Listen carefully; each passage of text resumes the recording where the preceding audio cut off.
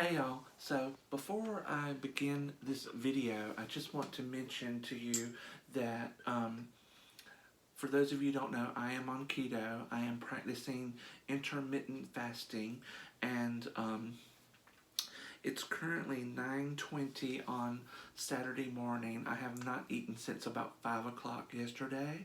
Um, and I can't eat anything until about noon. So if you hear what sounds like a bear growling, that's actually my stomach. And part of the reason my stomach's growling so bad is I actually broke my keto diet yesterday. I basically I went all day yesterday without eating, and then around 5 o'clock I ordered Chinese from my favorite Chinese place, which just recently opened back up this week. I haven't had Chinese in about 2 months, and I wanted to be able to enjoy those delicious walnut lettuce shrimp wraps that they make at this local place here in my town. But anyway, that's not the reason I'm making this video. Today I want to talk to you about reincarnation, time travel, and simultaneous lives. Now I know what you're thinking. Dean done went and lost his ever-loving mind. But I'm not talking about time travel where you get in an old car and you set a specific date and you drive into the future, or you get in any type of time machine, anything like that. This is more a mental process. Sort of like on that old show Quantum Leap, where Dr. Sam Beckett theorized that one can time travel within one's own lifetime. That's what I'm talking about. Now, I don't think I'm smart enough to really wrap my mind around these big, esoteric,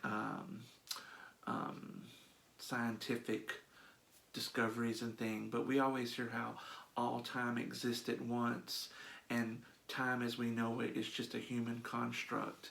But I do know that the older I get, the more I experience episodes of time travel. I'll be 47 in September of this year, and the older I get, the more I appreciate the past and past things. For example, I have some objects here I'm going to show you that I've recently started collecting.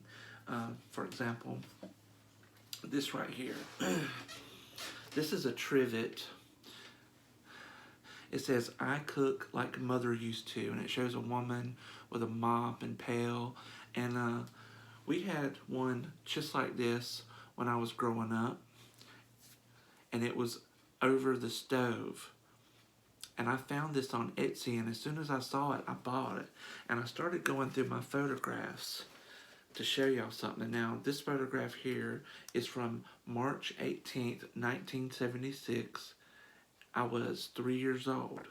And if you look here, this is me sitting on my grandma's dryer right here. And if you can't see this photo real good, I uploaded it to my Instagram account a few minutes ago, and that's Carolina_Dean. But if you look in the corner right here, I'm going to try to get it. That is this. Let me see if I can get them both there for you. Right there. And so this, again, this is not the exact same one in the photo. This is a duplicate that I found on Etsy that when I bought it, I just had to have it. This actually goes on my ancestor altar. Another thing you'll find on my ancestor altar is this right here. For those of you who don't know, this is a flour sifter. You put your flour in there, and you turn this little thing, and it sifts your flour for you. We had one just like this growing up, and when I saw it at the thrift store, I just had to have it. I told y'all in a previous video that I often sift the dirt that I get for spells.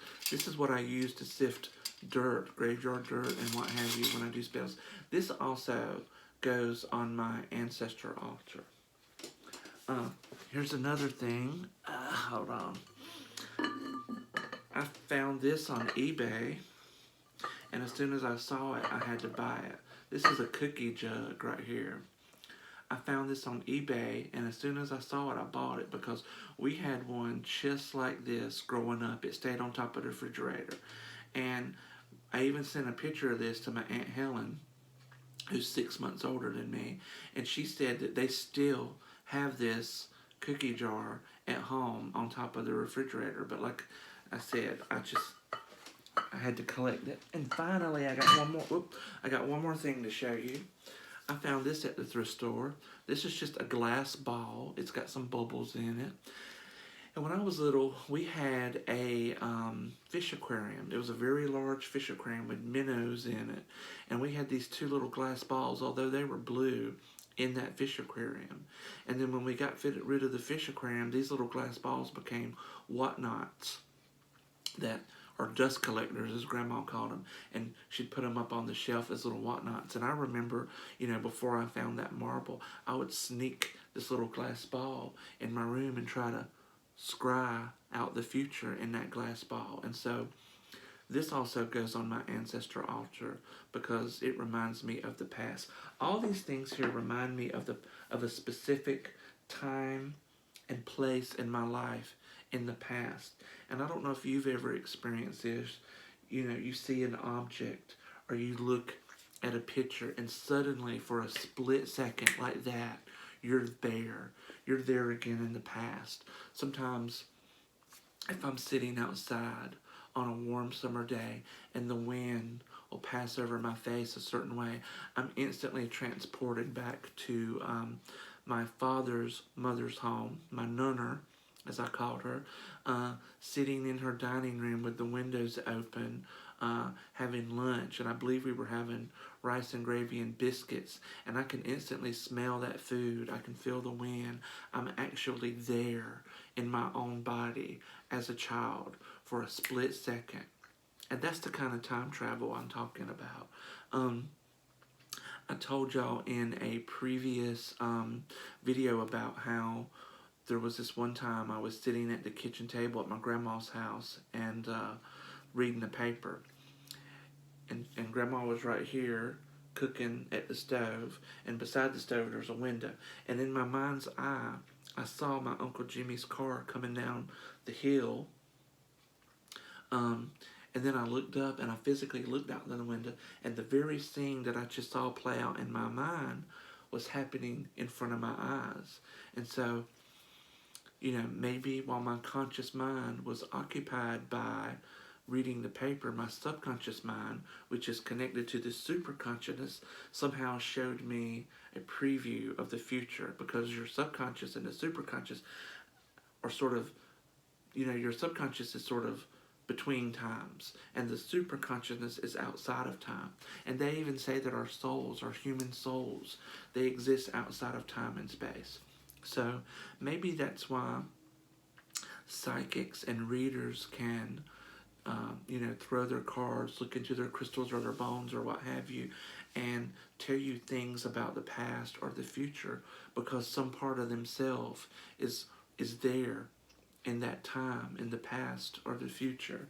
I don't know if we'll ever get to a place where humans can time travel with machines, but I do honestly believe on some level that our minds are capable of tapping into that state of being outside of time and revisiting the past, or maybe even visiting the future at some point. It could be argued that fortune telling is a form of time travel in that way. Now this gets me to the topic of simultaneous lives. This is not something that I've really done a lot of research on, just something I can only speak on my own experiences. Simultaneous lives is the belief that it's a sort of akin to reincarnation, where people believe that when you die, you are born again in another body. Some people believe that you're born into a human body. Some people believe that you're not limited to a human body, that you can come back as an animal. I don't know if people can come back as plants. I don't know if I've ever heard of that. And again, I'm not an expert on reincarnation and all this, but Simultaneous lives is another sort of cousin or umbrella um, category, what have you, that's close to reincarnation, where one person can live two lives at the same time. That is, a little bit of my soul is in one body and a little bit of my soul is in another body. And they're both living lives in separate places at separate times, but it all part of the same soul. And I don't know how valid this is. Again, all I could speak on is my own experiences. I have for many, many years felt drawn to Los Angeles in the 1970s.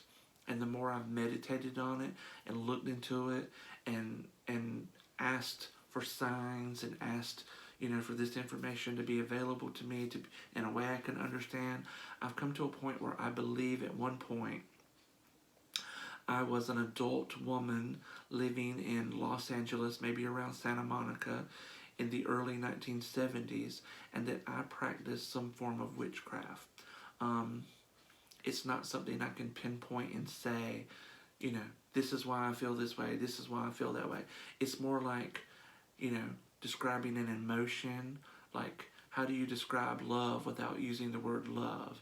How do you describe anger without using the word anger or words similar to it? It's hard, when you describe an emotion, you do it by comparing it to something else. I felt like I was going to. So, I do know I've had some dreams and just where I was an adult woman.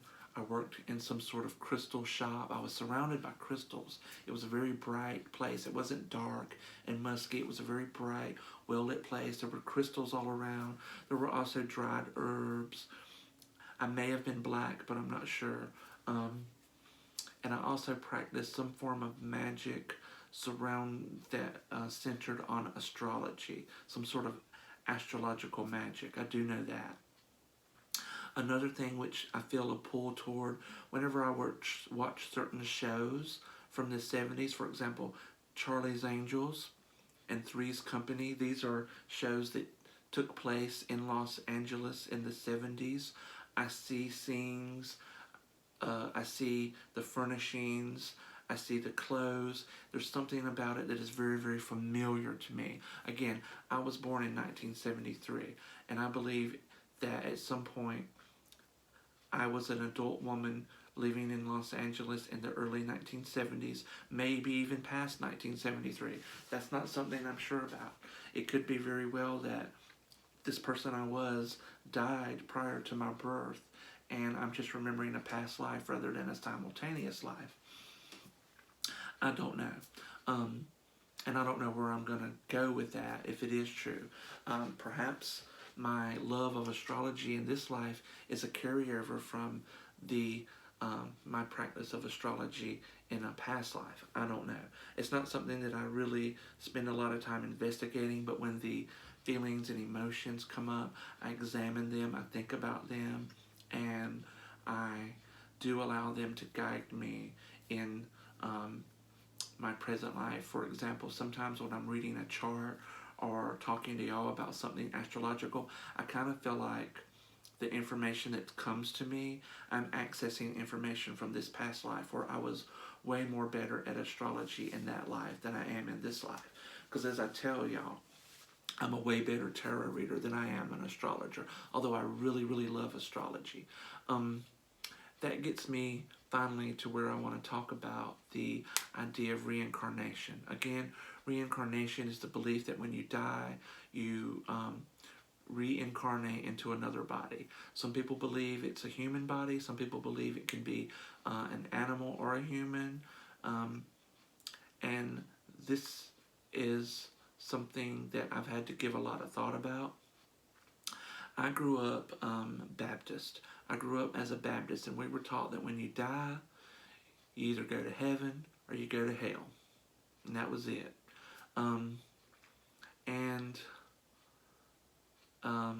What was I going to say?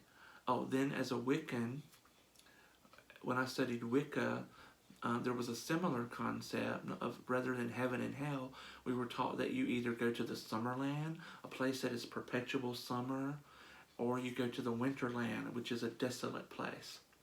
There's also another concept in Wicca, which I believe they borrowed from Eastern religions like Buddhism and what have you, where some Wiccans believe in reincarnation. And I've had to give this a lot of thought in my life. What do I believe? What do I believe? What is going to happen to me when I die?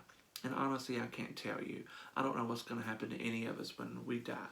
We only know what we believe. There is also, really quick, a school of thought that you are the architect of your own afterlife, and that when you die, what you believe the afterlife is like is what you will manifest. So if you believe in heaven and hell and your soul, no matter what you say to yourself, what you really believe in the back of your mind, whether you deny it or not, that is what your afterlife's going to become. So you may think you were a good person, but in the back of your mind, you may carry a lot of guilt for things you do. And that guilt can maybe, take you to a bad place that you have to work through. I don't know. I do know that for a long time, I was afraid of death. Anytime the thought came up, I just immediately, I don't want to think about that. I don't want to think about that. I want to think about something else.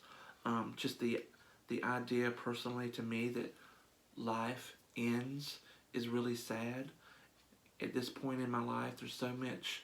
I love life. I love life. I love my life. Things haven't always been great, but I love my life and I love living, and there's so many things I enjoy. I love good food. I love men. I love my shows. I love writing. I love reading. There's so much about life that I love. And I don't want to die. I don't want to die. And I had to really think about, why was I afraid to die? And I got to thinking to myself, I'm not really afraid of pain, because, if you die, the pain is temporary. I'm not really afraid of burning in hell, because I don't really believe in hell.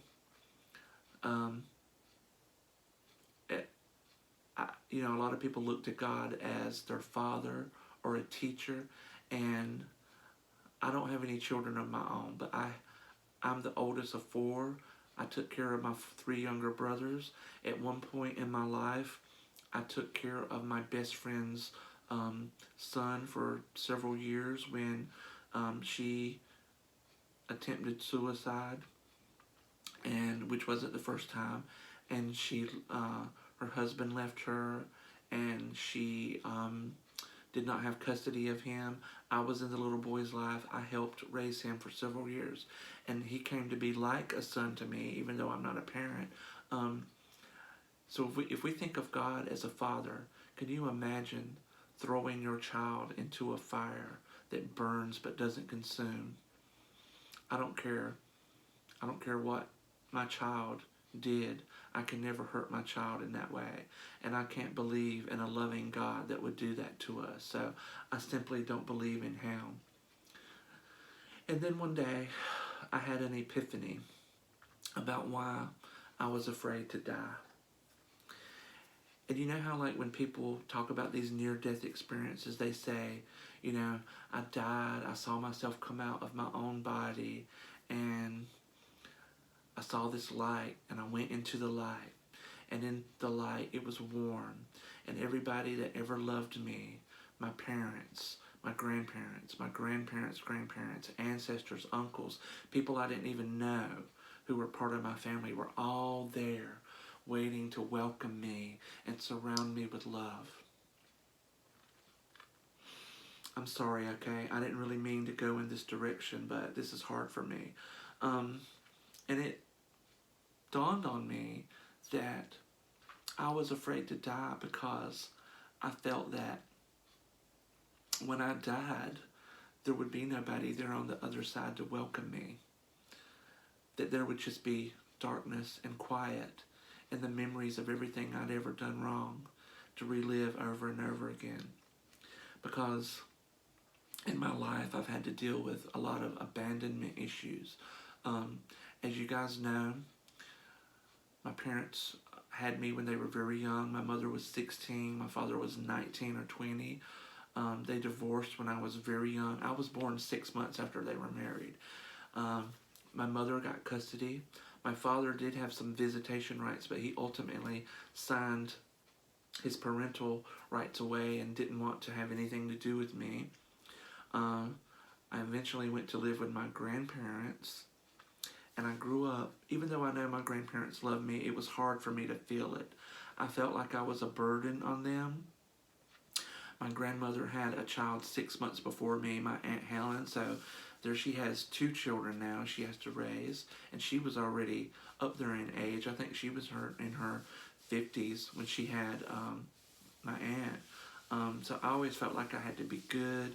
I always felt like I had to be, the good child. I couldn't rebel. I couldn't act out because I didn't belong here. And if I was bad, I would be thrown away. I would be cast out. And then Helen and I didn't always get along when we became teenagers. We fought a lot. But we're good now. We're in a good place now. Um, um, so realizing that why I was afraid to die, I had to deal with that. I had to deal with the abandonment issues. There's so many people that I've been close to in my life who have left me, or I seem to attract people who want to use me for free readings, to do spell work for them. And that's why when people email me, a lot of times I'm very hesitant to answer. I'll just tell you right now, I don't answer a lot of emails. People email me for things, and it always starts out with a compliment. I love you. I love everything about you. I love your website. Can I have a free reading? I can't afford one. It's always a compliment followed by a handout, wanting a handout. And honestly, I can't do that for everybody. I am retired now from that type of work, but I told people, if I gave it away free to everybody, I wouldn't be in business, and it was a business for a certain part. Occasionally I would do things to help people. For example, there was this one woman who really needed money. She was losing her roommate. She needed a car. She was going to lose her apartment. I said, okay, I feel for you. I'm going to do some work for you, and all I ask is that you do a positive review of me. So I did some work for her. She found a roommate, so she wasn't going to lose her apartment. I believe she did get a loan for the car, or there was something else she got. There was 3 things she wanted, and 2 of those things we got movement on. We got a roommate, we got her something else. Maybe it was the car she wanted on. And she was emailing me, telling me, oh, I'll thank you, blah, blah, blah. This is great, what you've done, and everything's coming together, but I'm not going to give you a review until I get that car. And that really pissed me off. So I'm going to be honest with you. What I did was I reversed that work, and all that good stuff that she had coming to her fell apart, because I'm just not putting up with people who don't keep their word. That's just bull. She even bragged to me about how she went to the bookstore and read my book at the bookstore rather than actually buy it. And she took photos with her phone. I'm like, okay, well, I'm glad you like the book, but you would actually support me if you bought the book or left a good review at Amazon. Anyway, I've gotten off track here. So I really had to do a lot of deep work about my abandonment issues to deal with that. And the older I get, I see things in the world. I feel like reincarnation is the answer. I feel like I just don't see people living, dying, and then that's it for all eternity after one lifetime. I really feel like reincarnation is what occurs to us after we die. I'm thinking now of, and I should have done research before I did this video, but I didn't. The man on the cruise ship who picked up his granddaughter, and he thought there was a window there, and he put the child up to what he thought was a window, and he actually accidentally dropped her, and she fell to her death. I can't imagine how someone could be born and live only a few years, and in some cases a few minutes or a few days, these infants who die. And then that's it. They're one shot. They got only a few hours or a few days or a few years. And that was it for eternity. They don't get another chance to come back and experience life with all its ups and downs and everything in between. So for me, again, I believe that reincarnation is the answer to how we grow and evolve as souls. I also believe that every human being that lives has a tiny little spark of God inside them. I call it the God spark. I think someone else called it the all. And I believe that that's where our powers to manifest come from. They come from that little tiny spark of God within us, the divine spark of God within us.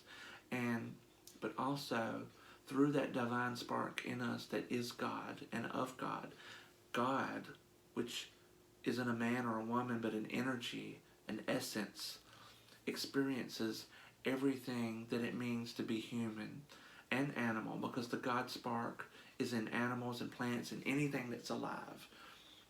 And so God knows what it means to be hungry. God knows what it means to be heartbroken. God knows the joy of loving someone and having that love return. God knows about our fear. God experiences everything that we experience. And that's why God has such compassion and love for us. Because everything that happens to us, God experiences. Everything we do to each other, God experiences. That's why I tell y'all, be good people. Make good choices. Do good things. To judge another is to judge God. What you do to another person, even in the Bible it says, what you do to the least of these you do to me. It's right there. So, I've rambled on more than I intended to. I just want to say, again, be good people. Make good decisions. Do good things. Be good to each other. And love one another. Okay? Bye.